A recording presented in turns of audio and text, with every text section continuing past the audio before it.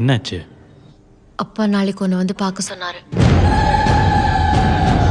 பயப்படாத பயப்படாத, நம்ம ஒரு தடவை ரிஹர்சல் பார்த்துக்கலாம்.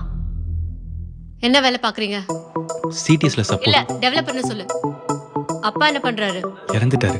இருக்கும்போது வேலை பார்த்துட்டு இருந்தாரு. என்ன வேலை? நல்ல வேலை தான். செருப்பு. பேங்க்ல கிளர்க்கு. என் பொண்ணு எங்க பாத்தீங்க? ஃபேஸ்புக். இல்ல காலேஜ். இவ வெஜிடேரியன், நீங்க நான் வெஜிடேரியன்.